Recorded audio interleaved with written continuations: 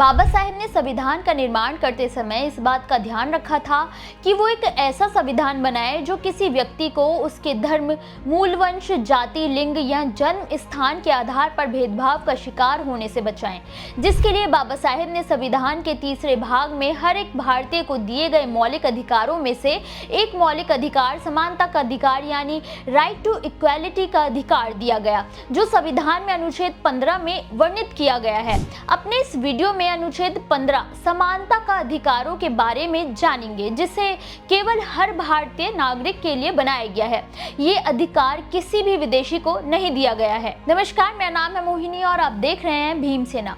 क्या है समानता का अधिकार? अनुच्छेद 15 भारत में सामाजिक भेदभाव, छुआछूत को खत्म करने के लिए संविधान का अनुच्छेद 15 बनाया गया है, जिसके मुताबिक भारत का कोई भी व्यक्ति जिसके पास यहाँ की नागरिकता है वो भारत के किसी भी राज्य में जाकर रह सकता है, काम कर सकता है। उसे जाति, धर्म या लिंग के आधार पर बांटा नहीं जाएगा और सामाजिक रूप से समान ही समझा जाएगा। अनुच्छेद 15 को लाने के पीछे का केवल एक ही उद्देश्य था कि देश में फैली छुआछूत, जातिगत भेदभाव और सामाजिक असमानता को खत्म किया जा सके। अनुच्छेद 15 को 6 अलग अलग उपखंडों में बांटा गया है। उपखंड 15(1) के मुताबिक जब भी कोई किसी भी दूसरे राज्य का व्यक्ति किसी और राज्य में जाकर अपना जीवन जीने की कोशिश करता है तो राज्य सरकार उनके साथ बराबरी का व्यवहार करेगी। उपखंड 15(2) कहता है कि धर्म, जाति, लिंग या जन्म स्थान के आधार पर किसी को कहीं भी आने जाने से नहीं रोका जा सकता है, खासकर अगर वो स्थान सार्वजनिक है तो। उपखंड 15(3) के अनुसार देश की हर महिला और बच्चों को लेकर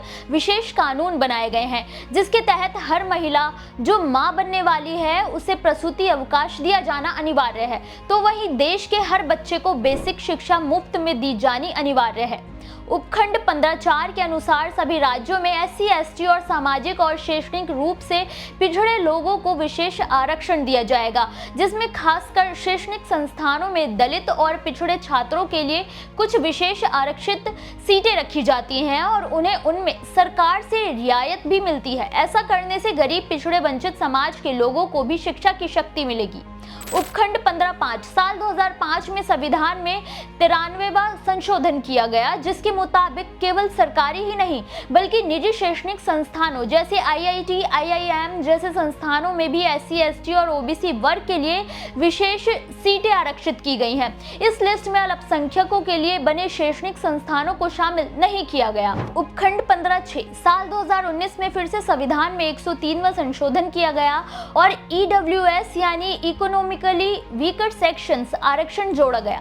केंद्र की मोदी सरकार ने फैसला किया कि वो सामान्य वर्ग जो आर्थिक रूप से कमजोर है उन्हें भी उच्च शिक्षण संस्थानों में 10% आरक्षण दिया जाएगा। अनुच्छेद 15 कहता है कि धर्म, नस्ल, जाति, लिंग, जन्म स्थान जैसे 5 आधारों पर किसी से भेदभाव करना एक कानूनन अपराध है। भेदभाव करने वाले के खिलाफ मुकदमा चलाया जा सकता है और उसे सजा भी मिल सकती है। इन 6 उपखंडों में से 4 उपखंडों में ताकत राज्य सरकार के हाथों में है, जो जनता की भलाई के लिए कानून में बदलाव कर सकते हैं, उन्हें आरक्षण दे सकते हैं, जिससे राज्य सरकार सामाजिक और आर्थिक समानता को कायम कर सके और बिना भेदभाव के एक मजबूत समाज को खड़ा कर सके।